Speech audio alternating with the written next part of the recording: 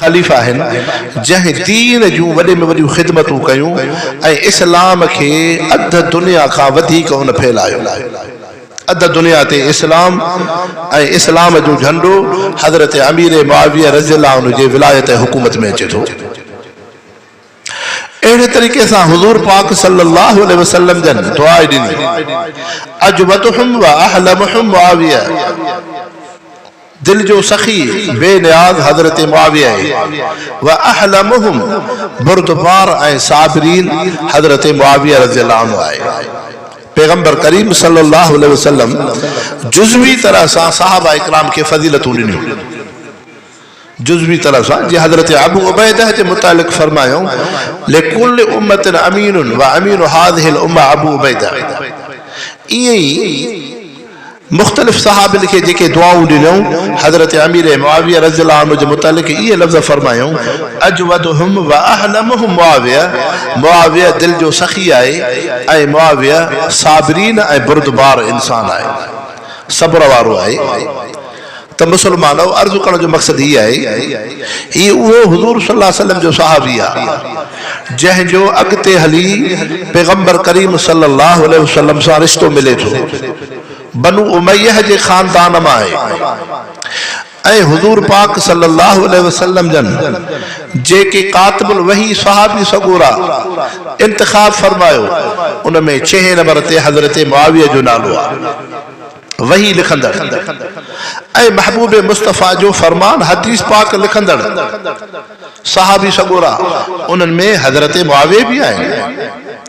लिखण जो उनखे हुकुम कबो आहे जंहिं ते एतमाद हूंदो आहे, तंहिंजे करे हुज़ूर पाक सल्लल्लाहु अलैहि वसल्लम जो कामिल मुकम्मल एतमाद हो तॾहिं त वही क़ुरान पाक जे लिखण जी इजाज़त ॾिनऊं।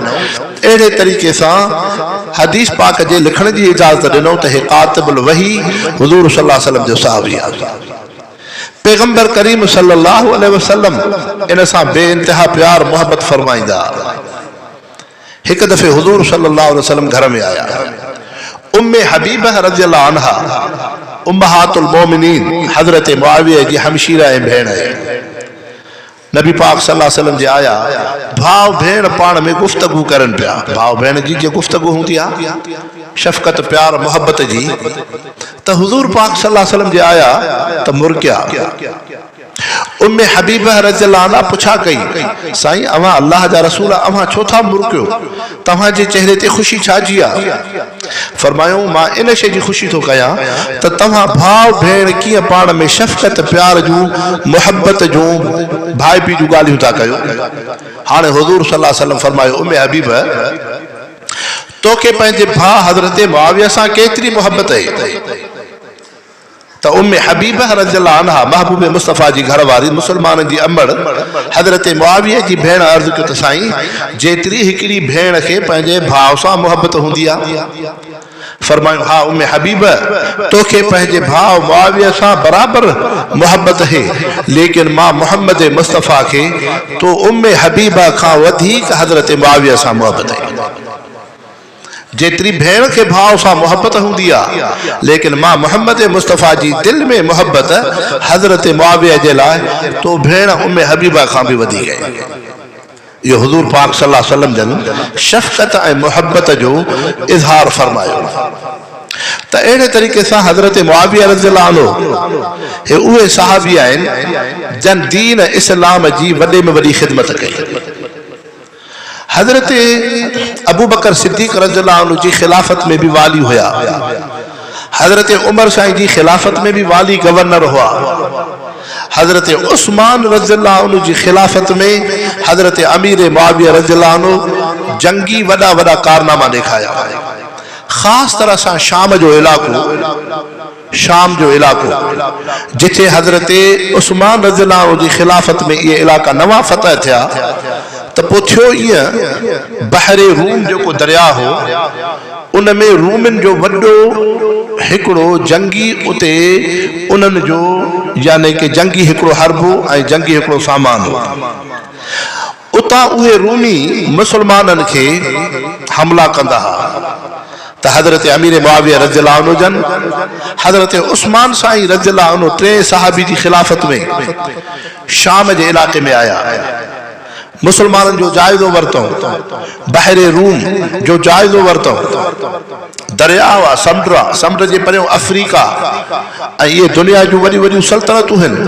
त हज़रत अमीर मुआविया रज़ियल्लाहु अन्हु उन वक़्त में इहा शइ तजवीज़ कई त इन्हनि रूमनि सां, ईसाइनि सां ईअं ई उन्हनि खे शिकस्त थींदी जो असां मुसलमान बि हिकिड़ो वॾो जंगी जहाज़ ॿेड़ो तयारु कयो। तंहिंजे करे हज़रत मुआविया रज़ियल्लाहु अन्हु हज़रत उस्मान साईं जी खिलाफ़त में उन बहरे रूम जे दरियाह में हिकिड़ो जंगी वॾो ॿेड़ो जहाज़ ठाहियो, जंहिंमें 500 जहाज़ जंगी अचनि, ऐं उते हज़रत मुआविया रज़ियल्लाहु अन्हु रूम सां बहरे रूम जे अंदरि शिकस्त ॾिनी। उन शिकस्त खां बाद इस्लाम खे वॾे में वॾी फतह थी पई। हाणे उन हज़रत अमीर मुआविया रज़ियल्लाहु अन्हु जॾहिं रूम खे फतह थो करे, बहरे रूम जी जंग थो लड़े, इते हज़रत मुआविया जे लश्कर में हज़रत अबू अयूब अंसारी रज़ियल्लाहु अन्हु, हज़रत अबू दरदा रज़ियल्लाहु अन्हु, हज़रत अबू दर ग़िफ़ारी रज़ियल्लाहु अन्हु, जलीलुल क़दर सहाबी हज़रत अमीर मुआविया जे लश्कर में आहिनि, लेकिन लश्कर जो अमीर हज़रत अमीर मुआविया रज़ियल्लाहु अन्हु हुज़ूर सल्लल्लाहु अलैहि वसल्लम जो कातिबुल वही साहब आहे। ऐं मुसलमानो जॾहिं बहरे रूम ते मुसलमाननि जी फतह थी, रूमनि खे शिकस्त आई, उन खां बाद इस्लाम फतह थींदो वियो, फुतुहात हासिल कंदो वियो। तंहिंजे करे हज़रत अमीर मुआविया रज़ियल्लाहु अन्हु जे उन इहे ख़ूबियुनि ख़सलतुनि मां वॾे में वॾी ख़ूबी इहा ई आहे त हज़रत उस्मान रज़ियल्लाहु अन्हु जी खिलाफ़त में रूमनि खे जेका शिकस्त मिली उहा हज़रत मुआविया रज़ियल्लाहु अन्हु जे हथनि सां मिली। तंहिंजे करे पहिरियां जंगी जहाज़ ठाहींदड़ हज़रत अमीर मुआविया रज़ियल्लाहु अन्हु साहबी सगुर आहिनि। हाणे ही साहबी सगुर जॾहिं पंहिंजे दौरे हुकूमत में हुक्मरान बणियो, ख़लीफ़ो बणियो, उन खिलाफ़त में इस्लाम दुनिया जे कुंड कुड़च में फैलिजी वियो।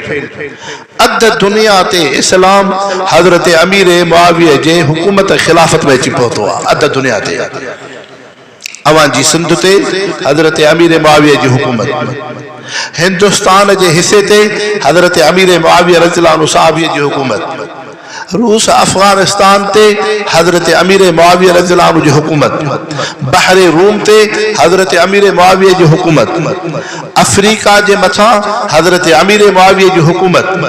अध दुनिया खां वधीक इन पैगंबर करीम सल्लल्लाहु अलैहि वसल्लम जे सहाबीअ खे दुनिया ते हुकूमत इस्लाम जे झंडे खे हुन पहुचायो आहे। एतिरो हुज़ूर सल्लल्लाहु अलैहि वसल्लम जो सहाबी आहे जो महबूब मुस्तफ़ा जेका दुआ ॾिनी, इज़ा वलैत फिल अर्ज़ फत्तक़िल्लाह वादिल, ऐं मुआविया जॾहिं तूं ख़लीफ़ो बणिजे, मुसलमाननि जो अॻुवान बणिजे, जॾहिं तोखे इक़्तिदार मिले त फत्तक़िल्लाह वादिल, इंसाननि जे अल्लाह जो ख़ौफ़ रखजांइ, इंसाननि सां बराबरी मुसावात कजांइ। त महबूब मुस्तफ़ा जे दुआ जो इहो नतीजो आहे जो वधि में वधि फुतूहात हज़रत अमीर मुआविया जे दौर में थी वियो। इन जे करे 64,35,000 मुरबा मील ते हज़रत अमीर मुआविया जी हुकूमत आहे। हज़रत अमीर मुआविया रज़ियल्लाहु अन्हु उहे हुज़ूर सल्लल्लाहु अलैहि वसल्लम जा सहाबी आहिनि जंहिं नहरुनि जो निज़ाम रखियो। पहिरियां वाह ठाहींदड़ हज़रत अमीर मुआविया आहे। दुनिया जे अंदरि जेको नहरी निज़ाम, वाहन जो निज़ाम, समुंड खां या जेको तव्हांजो बारिशूं अचनि, वाह ठाहिण जो पहिरियों इंजीनियर ऐं कारीगर हज़रत अमीर मुआविया आहे, वाहन जो निज़ाम ठाहींदड़।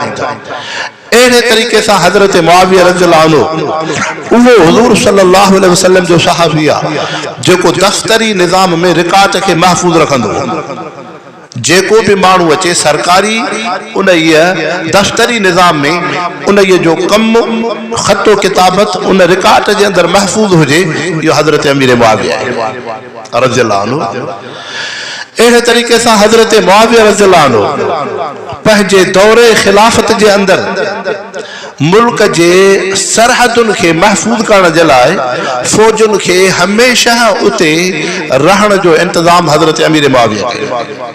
त जेके इस्लामी सरहदूं आहिनि, इस्लामी ममलकत जूं जेके सरहदूं आहिनि उन सरहदात ते मुसलमाननि जूं फ़ौजूं हमेशह रहनि दुश्मन जे ताकि उन्हनि जे हरबे खां महफ़ूज़ हुजनि। इहो हज़रत मुआविया रज़ियल्लाहु अन्हु आहे। तंहिंजे करे हुज़ूर सल्लल्लाहु अलैहि वसल्लम जो ही कातिबुल वही सहाबी वध में वध दीन जो मुहाफ़िज़ ऐं दीन जो चौकीदार आहे। हाणे हुज़ूर सल्लल्लाहु अलैहि वसल्लम जन दुआ ॾिनी अजवदहुम व अहलमहुम मुआविया, दिल जो सखी ऐं सब्र जो इमाम हज़रत मुआविया। मुसलमानो अल्लाह साईं तव्हां असांखे दीनदारी सां नवाज़ियो आहे।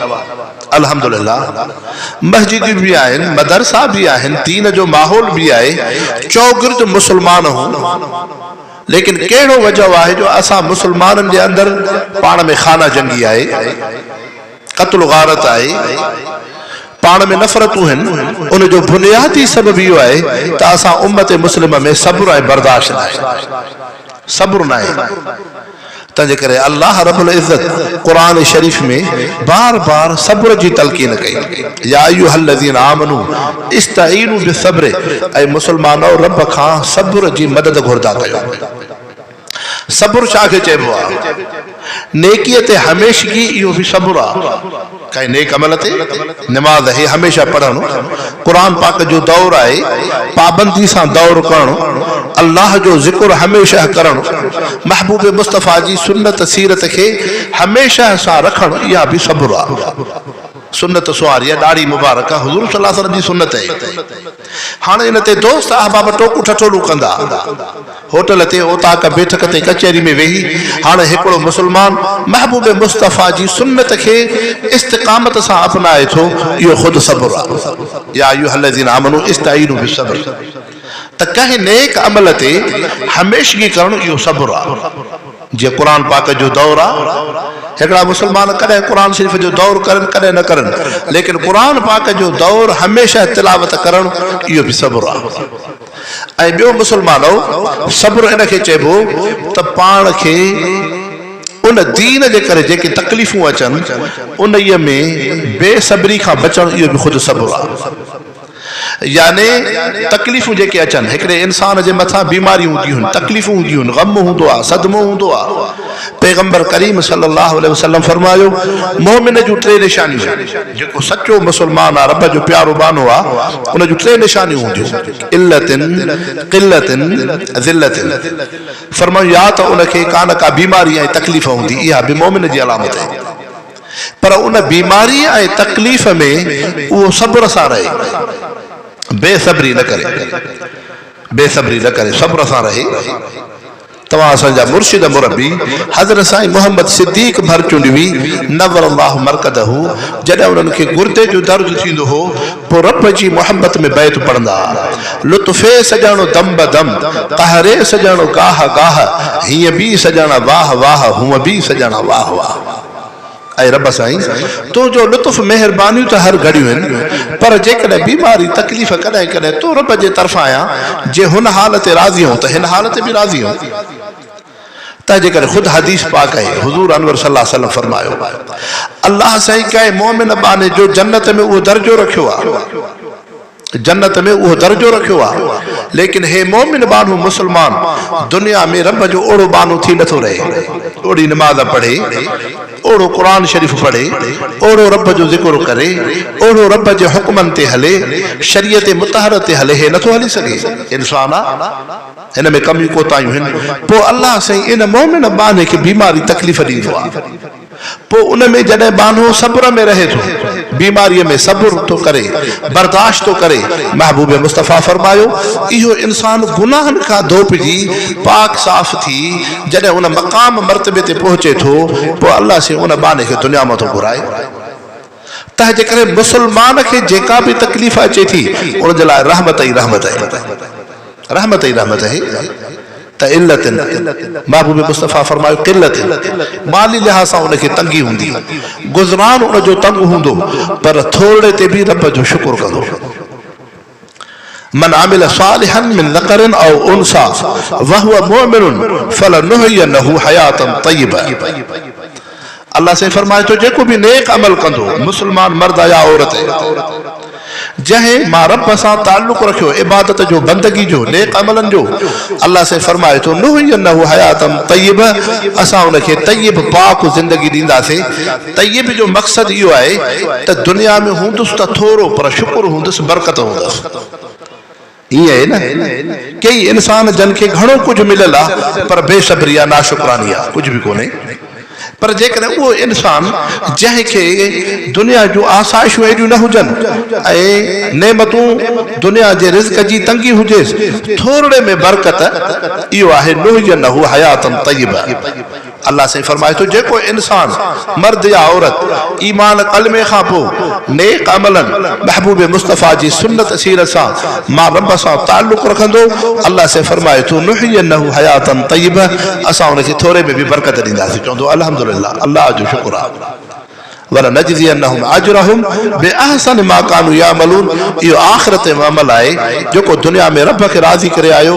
अल्लाह से फरमायो जन्नत में अहिड़ियूं नेमतूं ॾींदासीं इंसान जे तसव्वुर सोच खां बि वधीक आहे। तंहिंजे करे इंसान हो ॿियो सब्र इहो आहे त बीमारियुनि तकलीफ़ुनि खे बर्दाश्त करणु। टियों सब्र इहो आहे त दीन जे करे जेके तकलीफ़ूं अचनि उनखे बर्दाश्त करणु। दीन जे करे तव्हां मुसलमान दीन ते हलो था काफ़र टोक टठोल करनि था रब जे निमाज़ पढ़ण में तव्हांखे ॾुखियाई थिए थी महबूब मुस्तफ़ा जे सुन्नत सीरत ते हलण में ॾुखियाई थिए थी क़ुरान पाक जी ख़िदमत कंदे तव्हांखे दुश्मन बेदीन कुवतूं ईज़ाव ॾियनि था। दीन जे करे अल्लाह वारनि ते अंबिया इकराम ते नेक सालिबाननि ते इम्तिहान आज़माइशूं अचनि उन में इस्तिक़ामत सां बीहणु इहो ख़ुदि सब्र आहे। तंहिंजे करे हुज़ूर पाक सल्लल्लाहु अलैहि वसल्लम फरमायो अजवदहुम व अहलमुहुम मुआविया मुंहिंजो उहो सहाबी आहे जेको दिलि जो सखी आहे ऐं बुर्दबार ऐं सब्र वारो इंसान आहे। इन में सब्र वॾो ऐं दीन में वॾे में वॾी नेमत सब्र आहे। हिन वक़्त में अल्लाह साईं तव्हां असांखे सब्र जी तौफ़ीक़ अता फरमाए। हज़रत मुआविया रज़ियल्लाहु अन्हु में सब्र कहिड़ो हो? वाइल बिन हुजुर रज़ियल्लाहु अन्हु सहाबी आहे सरदार जो फर्जंदा पुटड़ो आहे वॾे घराणे जो फर्द आहे हुज़ूर सल्लल्लाहु अलैहि वसल्लम जी ख़िदमत में आयो। तंहिंजे करे नबी पाक सल्लल्लाहु अलैहि वसल्लम जी ख़िदमत में इज़त वारा इंसान जेके ईंदा हुआ उन्हनि जी ख़िदमत हज़रत मुआविया रज़ियल्लाहु अन्हु जे हवाले हुई। हे बि सरदारी घराणे जो बचड़ो हो। त वाइल बिन हुजुर महबूब मुस्तफ़ा जी ख़िदमत में आयो हज़रत मुआविया साईं ख़िदमत करनि था। जॾहिं वाइल बिन हुजुर इजाज़त वरिती त पैगंबर करीम सल्लल्लाहु अलैहि वसल्लम हज़रत मुआविया रज़ियल्लाहु अन्हु खे फरमायो मुआविया तू बि हिन सां चंद कदम वञेसि महिमान सां चंद कदम हलबो आहे अॻिते। हाणे इहा हज़रत मुआविया जी उहा कैफ़ियत आहे जो साहबी सगुर जे न चौपल पातल आहे ज़िंदगी सादी आहे कपिड़ो सादो आहे। फतह मके खां पोइ हज़रत अमीर मुआविया रज़ियल्लाहु अन्हु हुज़ूर सल्लल्लाहु अलैहि वसल्लम जी सोबत में रहिया बस घर दुनिया विसरी वई। हुज़ूर पाक सल्लल्लाहु अलैहि वसल्लम सां निस्बत ताल्लुक अहिड़ो थी पियो जो दुनिया घर औलाद बचड़ा विसरी आहे। हाणे हज़रत मुआविया जी ज़िंदगी महबूब मुस्तफ़ा जी मजलिस ऐं कचहरी आहे। तंहिंजे करे लटो कपिड़ो आसाइशूं सहूलतूं न हुयूं पेरनि में चौपल न हुई। हाणे वाइल बिन हुजुर जॾहिं महबूब मुस्तफ़ा खां इजाज़त वरिती गर्मीअ जी मौसम हुई। अव्हांखे ख़बर आहे त जबल पत्थर गर्मीअ में ॾाढो गरम थींदो आहे। हाणे हज़रत वाइल बिन हुजुर उठड़ी ते दाचीअ ते हज़रत मुआविया रज़ियल्लाहु अन्हु उन सां गॾु हलनि था। अॻिते हली हज़रत मुआविया रज़ियल्लाहु अन्हु जे जॾहिं पेर गर्मीअ में तपण शुरू थिया त वाइल बिन हुजुर रज़ियल्लाहु अन्हु खे चवण लॻा नए मुसलमान खे त साईं तव्हां उठड़ी ते वेठा हो तव्हांजे पेरनि में जेका चौपल पातल आहे इहा चौपल मूंखे ॾियो त मां चौपल पाए हलां। त वाइल बिन हुजुर शहज़ादो हो सरदारी घराणे जो हो चए मुआविया तुंहिंजे लाइ इहा ई सादत खोड़ है जो तूं मुंहिंजी दाचीअ खे वठी हले थो। तंहिंजे करे असां शहज़ादनि जे उन हीअ सुवारीअ जे मुहार जे लाइ बि माण्हू अवाम सिकंदी आहे। तंहिंजे करे तुंहिंजे लाइ चौपल इहा आहे त उठ जो जेको सायो थिए थो इन साए में तूं पंहिंजो पेर रखंदो हल इहा तुंहिंजी चौपल आहे। चए भला साईं पोइ इहा कयो त मूंखे मथे तव्हां ॾाचीअ ते गॾु वेहारियो ॿिनि ॼणनि जी वेहण जी सहूलियत हूंदी आहे। त वाइल बिन हुजुर चयो त न मुआविया तूं असां सां गॾु वेहण जो तोखे हक़ कोन्हे। तंहिंजे करे तूं असांजी उठ जे मुहार खां वठी हले थो इहा ई तोखे सादत खोड़ आहे। लेकिन हज़रत मुआविया कुझु बि लफ़्ज़ न चया। अगते हली इस्लाम जा खिलाफतूं ईंदियूं रहियूं। हाणे हज़रत अमीर मुआविया रज़ियल्लाहु अन्हु ख़लीफ़ा थिया मुसलमाननि जा। जॾहिं ख़लीफ़ा थिया त हज़रत वाइल बिन हुजुर उन वक़्त में सहाबी सगुरो अचे थो त हज़रत मुआविया साईं मुरकिन पिया त हज़रत वाइल बिन हुजुर अर्ज़ु कई साईं अॼु तव्हां मुरको छो था? फरमायूं त वाइल बिन हुजुर उहो दौर यादि थी जॾहिं तूं महबूब मुस्तफ़ा जी ख़िदमत में आए हैं। मां मोहम्मद मुस्तफ़ा जी कचहरी मजलिस में हुउमि। मुंहिंजी कैफ़ियत इहा हुई जो पेरनि में चौपल बि न हुई ऐं पोइ गर्मीअ जी मौसम हुई। पोइ हुज़ूर पाक सल्लल्लाहु अलैहि वसल्लम हुकुम कयो त महिमान सां चंद क़दम अॻिते हल। पोइ मां तोसां गॾु हलियुमि। पोइ तूं उठड़ी ते सुवार हैं। मुआविया इहे पथरेली ज़मीन ते हले पियो। पोइ तुंहिंजे पेरनि में चौपल हुई लेकिन तूं